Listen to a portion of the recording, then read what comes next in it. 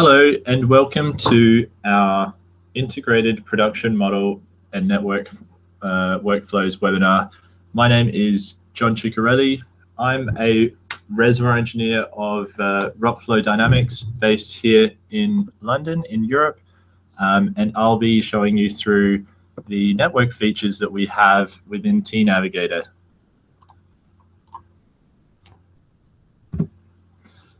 You can participate in this webinar by using the YouTube live chat.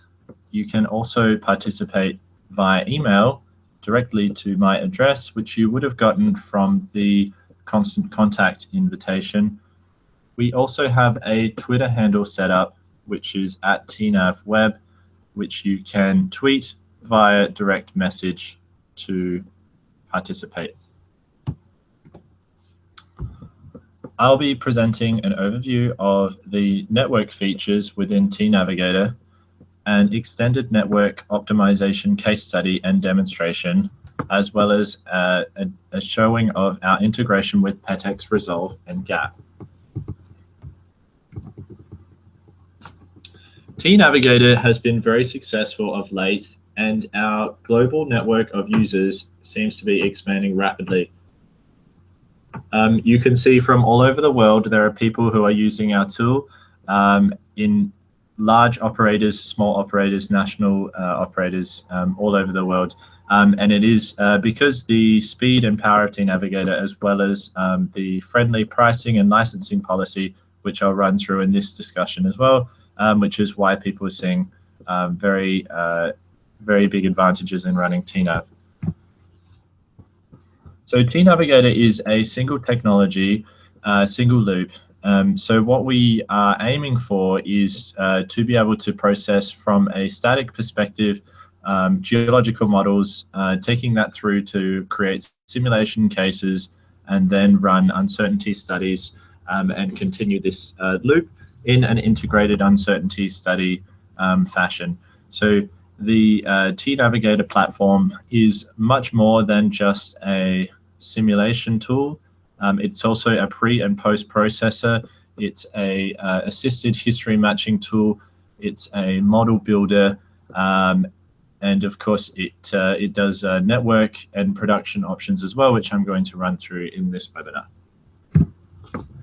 A quick word on licensing. The licensing of tNavigator is such that within the Black Oil base license, you have access to all of the networks and extended network options, which I'll be presenting today. You're also able to link it to PETX Resolve. There's no need for an open tNavigator license or something of the sort. You're able to run coupled models as well, so the reservoir coupling option. You can also run it on parallel, which of course is a huge advantage because given the number of CPUs in today's modern hardware, you're able to run in many ways parallel, and you don't have to pay extra per core.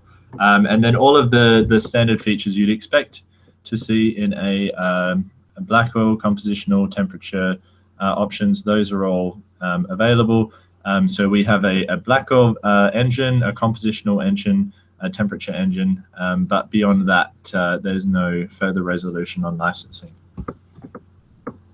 Today, I'll be running through the graphic user interface option, as well as the black oil engine, and I'll also be using the history matching module as well. The topic of today's webinar is surface networks and network modeling. So why do we model a surface network? You can see here that, of course, the surface network is an integral part of gathering the production into a practical means for it to be distributed elsewhere away from the reservoir. So it makes sense why we would want to model this at the same time as our modeling of the reservoir. And there are going to be constraints and limitations associated with these facilities which link to the reservoir. And of course, this can have an impact on the reservoir behavior due to the physics involved.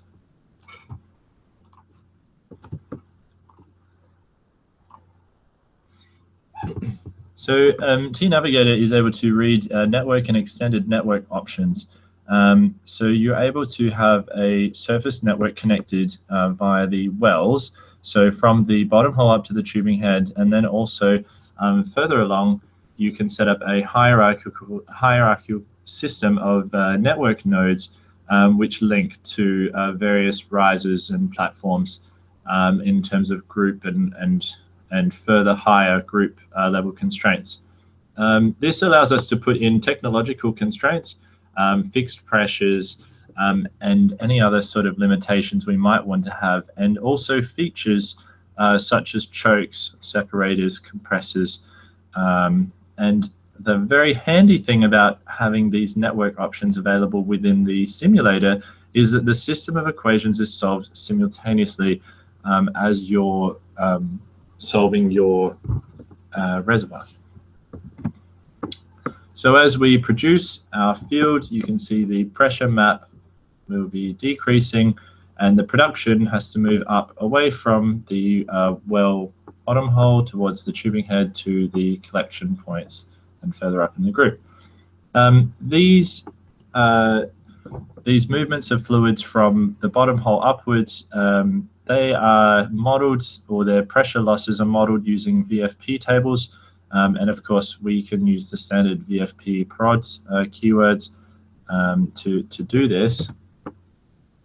These tables will represent over different flow rates what sort of pressure loss we'd expect between, or pressure change we'd expect between the bottom hole and the tubing head.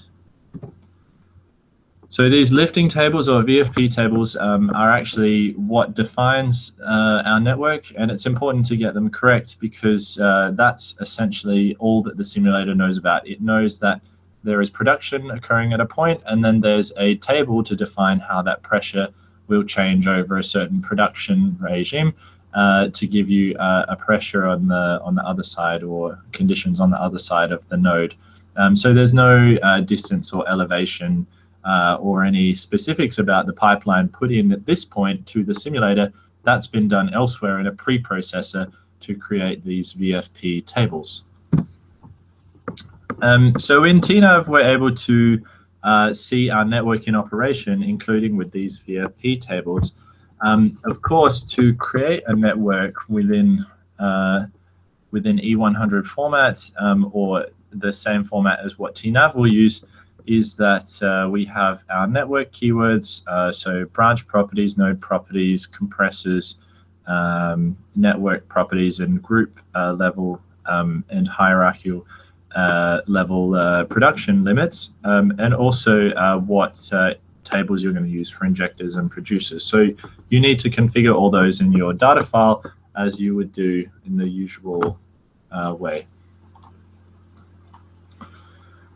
So within the tNav graphic interface, you're able to not only view rates and pressures at the well level, with the network option activated, you're able to see within your model, you can go through the network level hierarchy to see what the pressure is at various nodes.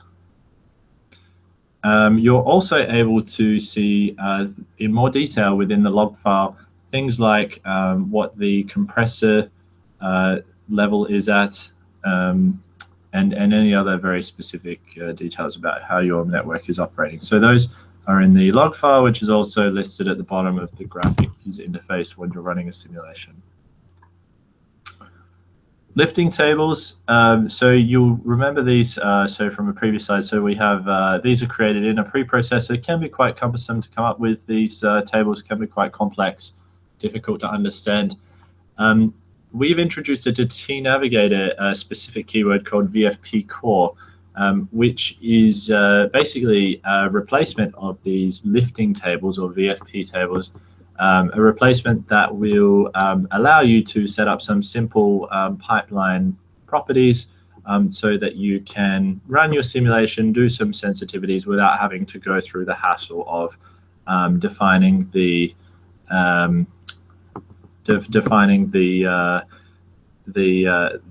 properties within a preprocessor and using a preprocessor. So how does VFP core work, and how does this tNavigator keyword work? So it's just like any other keyword where you have the name of the keyword and then the entries.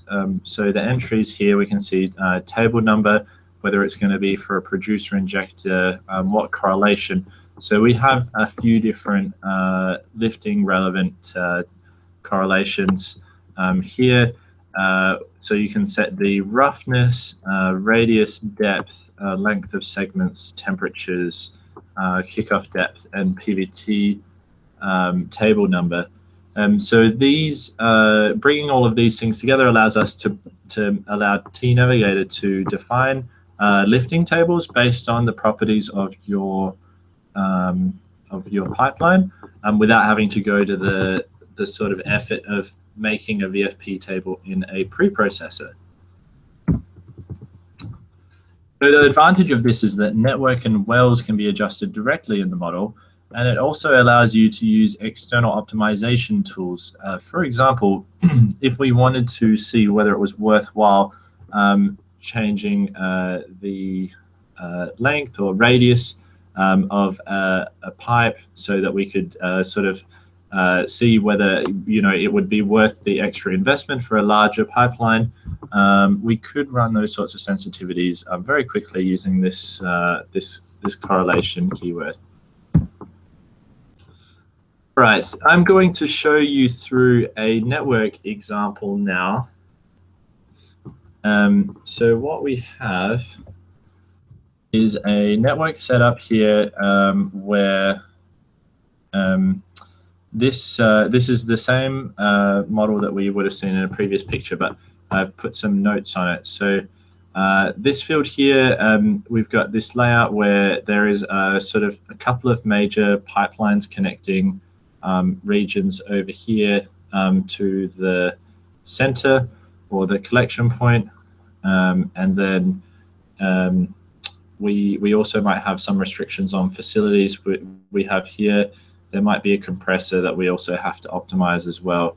And there's also maybe some higher potential production wells down here that we might want to look at changing the pipeline sizes to see what impact that'll have.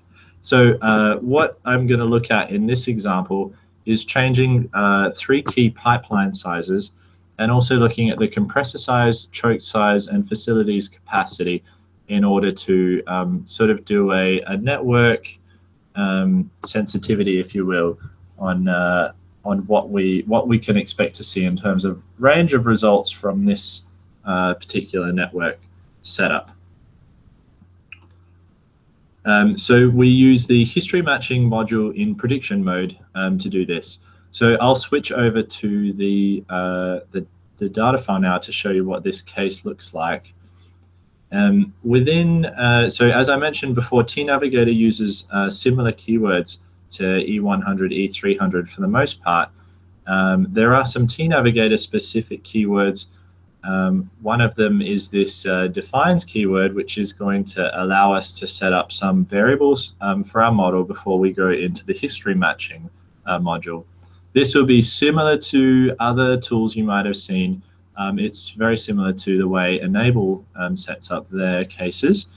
So what I have here is defines and then a list of variables, each of which has a base value and a minimum and maximum value and a terminating slash.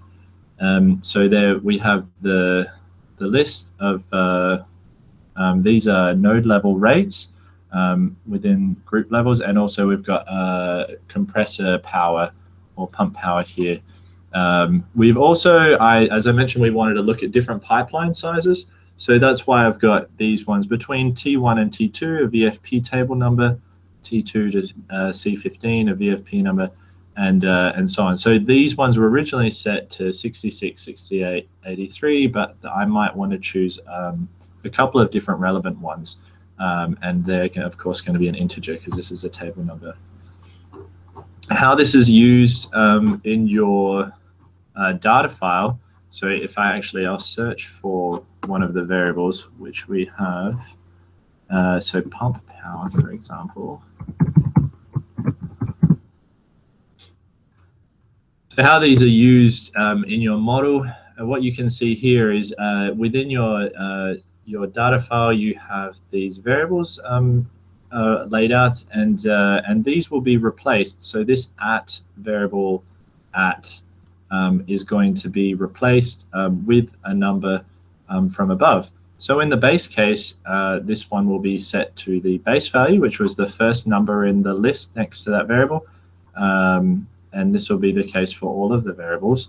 And then as we sensitize on these different variables, then these ones will be replaced by the assisted history matching module to be different values so that we can see the relative impact of each of those on the result.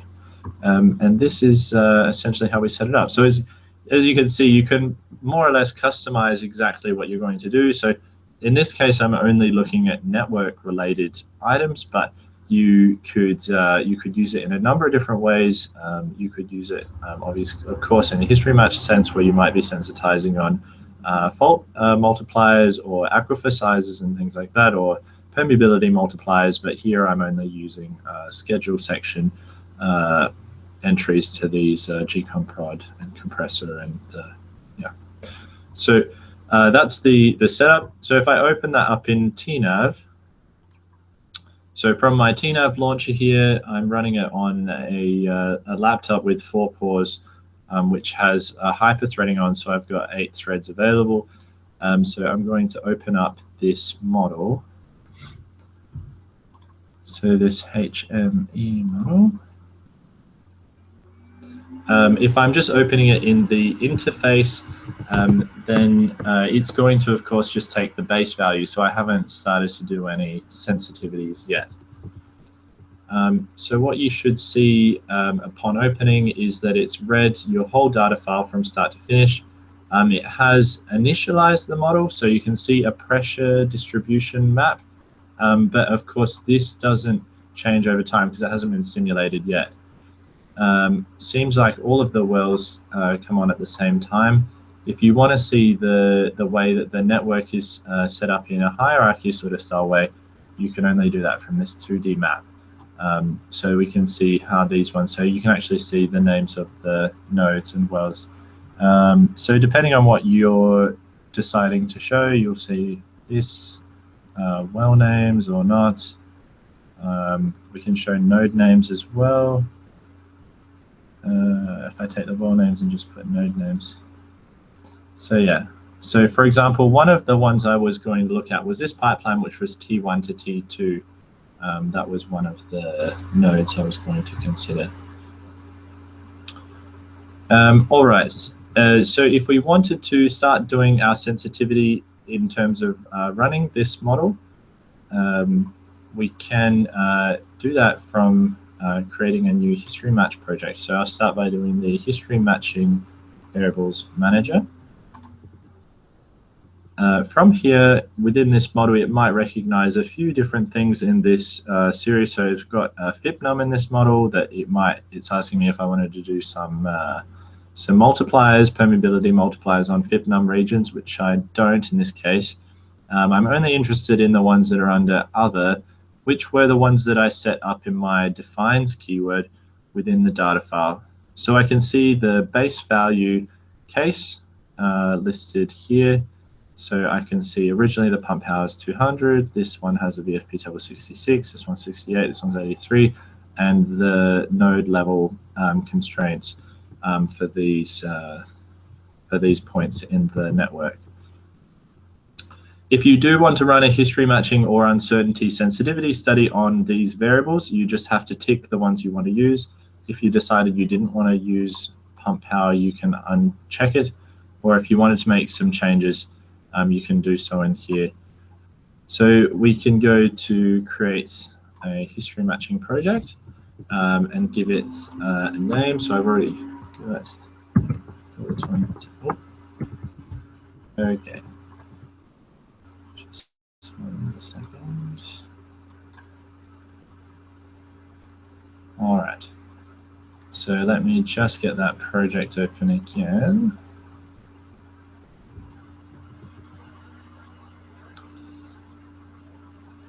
So one of the great things about tNav is it sort of remembers what you were doing, where you left off. It will save anything that you've done in your project if something like that happens.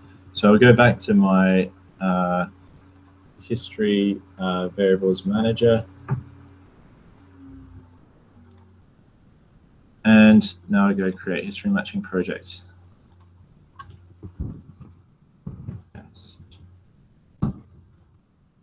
Okay, and this is going to set up my history matching project, which I can use for sensitivity and uncertainty.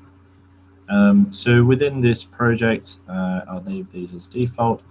This is where I can start to set up to run some sensitivities. So there are a number of different options here. So grid search is a fully factorial option. So if you do that, it's actually, because we have quite a number of levels in these variables, and you'll notice that this is actually included every single VFP table from 2 to 83. So this is an exceedingly high detailed study if we were going to do that, but we won't. The other thing that you should keep in mind is we can change this so that we don't have to do every single one. In fact, there was only a few tables I might want to try for each one of these. There might only be a few relevant ones that you wanted to try. So if I wanted to try just those VFP tables for that part of the network, I could do that. So that's probably what you'd want to do. Initially, just to show you an example, I'll actually turn these ones off so it just runs these on the base level VFP. And I just want to check, I want to run some sensitivities on these different rates, varying between these minimum and maximums, as well as the pump power. So I'll uncheck these ones, and I can do a tornado study. So this is going to create a sensitivity. So it's going to go through the minimum and maximum of each one in turn. And this will result in 9 cases because we have 4 variables as well as a base case to run. So minimum and maximum for 4, which gives us 8 cases plus the base case. So we create that one, and that will start calculating.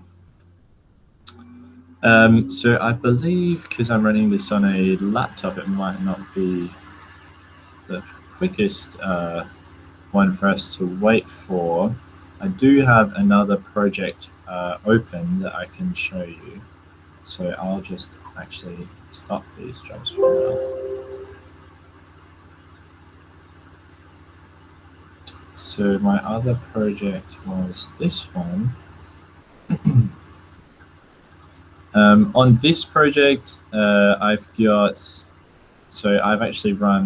have run this tornado. I believe it was my first experiment. So if I go to calculations again, so I can see all of the calculations that have sort of been run for this model. Excuse me. So if I'll just look at the results of this initial one. So this one with the 1 next to it is the experiment number. So I'll just look at these ones that are relevant. So looking at varying these different parameters I had, you can see there's some change in the overall cumulative gas production of the field. But there's quite a big gap here. So I think that might be the field level 5 and 6 case. So if you want to see what actual variables were changed for these cases, there's this model variables tab. So on 5 and 6, so yeah, you can see that was looking at the upper and lower bounds of the facilities at the field level constraint. So you can see here that all the other ones were set to base value, and then it looked to the minimum max of those ones. So that makes sense to me. And if we think about, so what improvement it had over, so the base case is within this spread over here. So this one here, this green one is the base case. We could get some improvement on the base case. So 3, for example, if we looked at, so if we looked at, so we have a slight decrease on the C17 level gas rate, seem to give a better outcome, which is interesting as well. So yeah, sometimes, I mean, it's good to do these sorts of studies because often the answer is non-trivial, and it's hard to be intuitive about how these things will operate, because some further back pressure or less production on your network can actually sometimes be beneficial in terms of maintaining a plateau or keeping these things consistent. Okay, so this is what we have if we wanted to do a quick sensitivity study. There's also the possibility to look at these in terms of how they would affect a particular result. So you can use tornado plots within this module to assess which variables will be very important or not, which ones have a higher impact or not. We also have customized cross-plotting as well available. I'll go back to slides here. Okay, so once you've set up your model within tNavigator, so you set up your defines keyword and then put those, use those variables within the data file, then you can run it. And in this case, I actually had a lot more results loaded. I don't have that project right to this minute, but you can see on those variables, there's quite a number of, a range of possible outcomes that you can get just looking at those variables alone. And the cumulative range it's interesting to look at, because you can see, so we can see here, so this range here, so this scale is, these are 80, 90 billion standard cubic meters. And you can see there's quite a range just looking at the facility level constraints. So in this uncertainty study, I was able to run 250 models or so. The plateau time could vary quite a lot. If we look at that previous slide, comparing sort of like the length of time across here, it is about 2 years. So you can have quite an impact on the plateau time. And the cumulative gas recovery can vary by as much as 6%. And it was also noted in the study that the pipeline sizes and choices have more of an impact on results than the compressor size. So what's next? We can use tNav to run a optimization study. So we have to input a optimized, we have to put in an objective function to create the optimization study. And this has been done. So these are the results, but to create an objective function within your tNav history match module here. So to start with, to create an optimization study, you have to do an objective function, and then it has to be either history matching option or forecast optimization. And we can choose to include all the wells, and then we can say gas production, and also if you wanted to look at maximizing the plateau, you can do that here as well. So that's how I would have set up an objective function, which will sum up this for all of the wells and then come up with a number and try to maximize the number. So once you've set up your objective function, then you can choose to optimize, say, by differential evolution, which is which we can set to be a global optimization option. Excuse me. And this can then run, you can run this as an optimization. And the result that you get is this, that initially we might see lower objective function, but over time, over more and more models that we run, we should ultimately see the best case come out towards the end. Excuse me.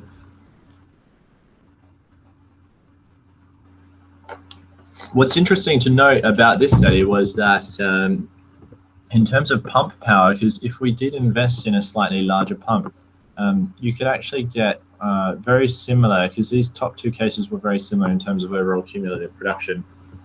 With more than half the pump power, you could get a similar result. So this is something that could be very useful in terms of planning the facilities. Excuse me. Other network features that we have within tNav is the possibility to do reservoir coupling. Reservoir coupling is a feature that allows you to bring together multiple data files into a simulated network, which actually will combine all of the different data files. So you might have a network, or you might have a surface network linking this model to this model to this model, and they could be different types of PVT as well, and even black hole or compositional models, or from E100 and maybe Tempest or something like that. So what we do with this integrated production module network within the reservoir coupling feature is we can set up a hierarchical node network structure as we did before, except we're linking the different data files together. The advantage is that it's a fully implicit approach, and all reservoir models are solved simultaneously with the same steps and iterations, and the simulation time is quite scalable. Depending on the number of active grid blocks, the system is it's quite advanced the way that it manages the computer hardware to tackle these problems. And yeah, very good to know that you can actually link these reservoir coupled models within the tool in terms of black hole and compositional models in the same project. Before I move on to IPM, I'll just briefly show you a network model I have here. So reservoir coupling. So this is an example model. So I've got RC master here.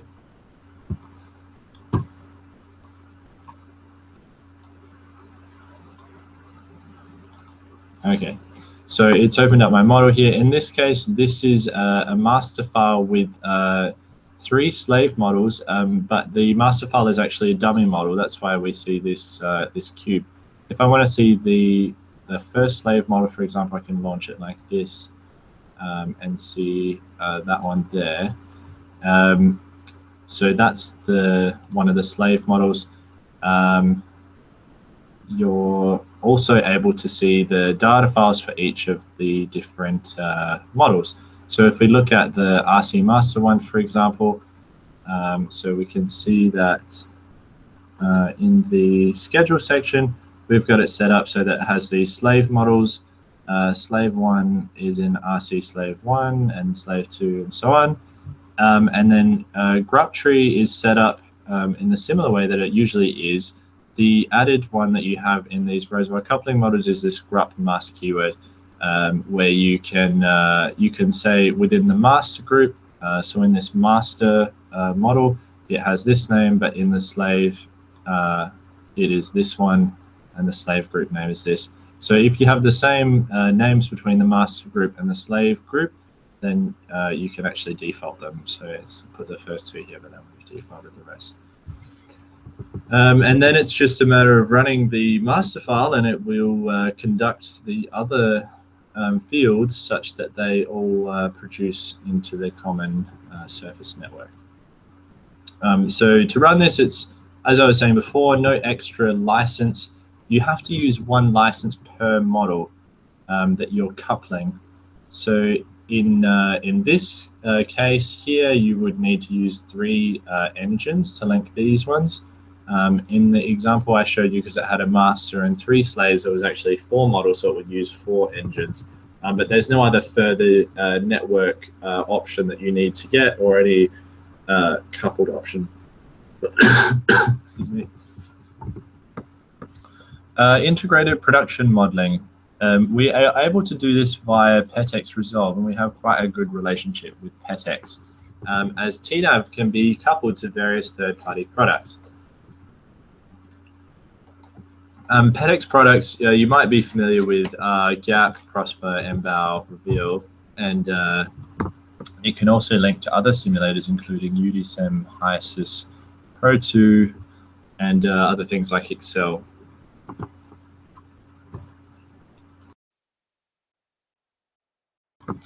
Okay, so these multiple objects can be included into one integrated workflow within the PETX Resolve interface. And you can see a view of it here. So we have a gap model within Resolve. So there's a few gap models linked to, so there's a tNav one here. I think we've got, this one will probably be MBOW, and we've got Excel, HiSys up here. So we'll look at a quick case study, or how you would set this up. So the way we set it up is that we create our usual tNav model in the way we normally would. We need to create a gap model which resembles or mirrors that tNav model. And then there's a couple of wizards you can use in the Resolve interface, which is this Resolve interface here, to load in the gap model, load in the tNav model, and then link these things together. So as long as your wells have the same names as the ones in the gap model, then the linking is pretty straightforward.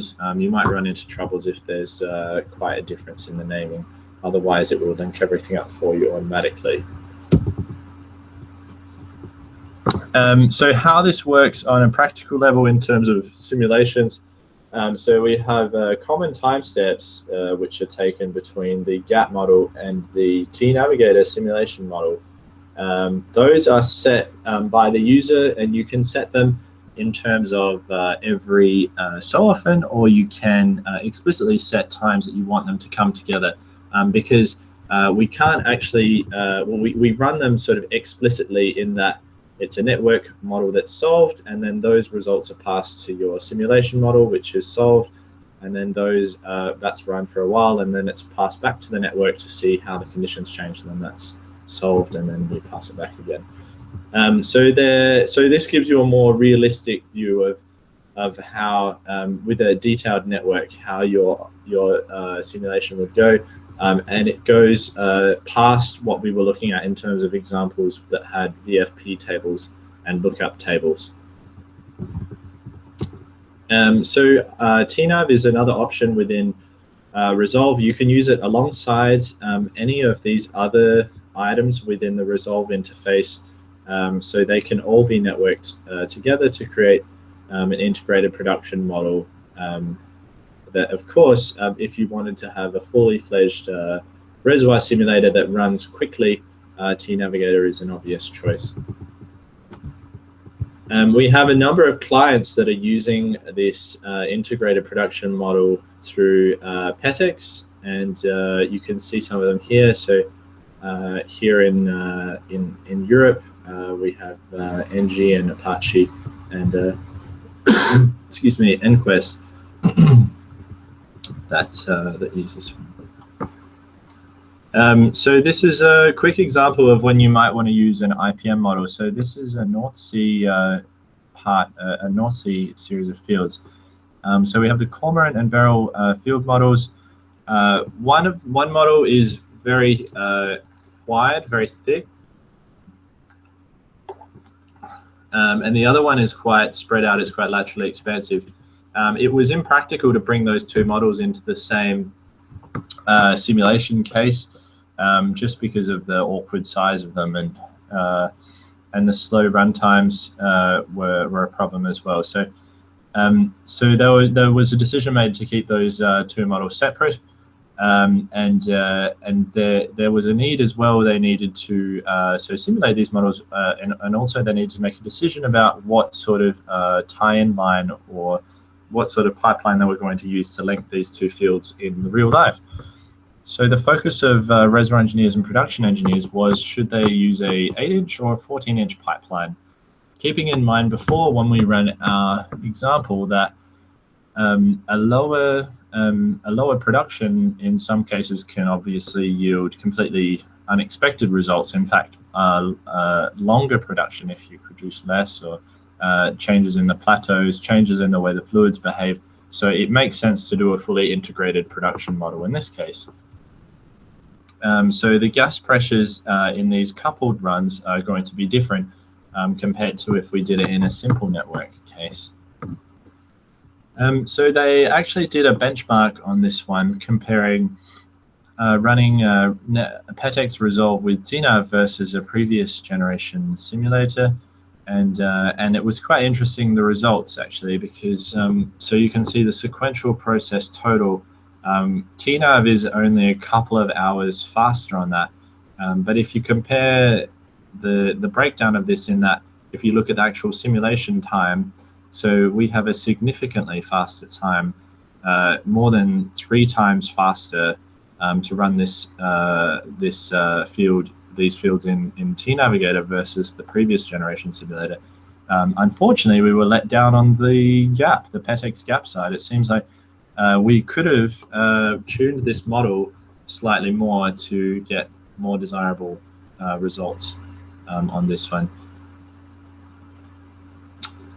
Okay, so that wraps up what we were going to talk about in terms of networks and network options. I haven't seen any questions come through on the different channels we had available. So I'll just quickly show the at rfdyn.com, which is your one-stop shop for more information about tNav.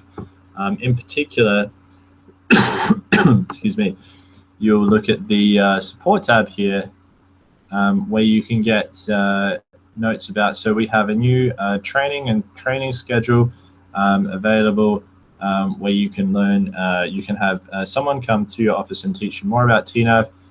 If you want to get started yourself without having to go through any formal training, we also have, where are we, on support page, video tutorials as well. And these are freely available on YouTube. You can get through how to use tNav and various modules within the software to get going, or just to learn more about how the tool works. One that I think is particularly interesting is the one on cloud simulation, because it is one of the most advanced cloud solutions that you'll see around in terms of availability, and the cost is also is very good. So yeah, please have a look. I think it's down the bottom of this page, to be honest. Assisted history matching on the cloud. So that's rfdyn.com.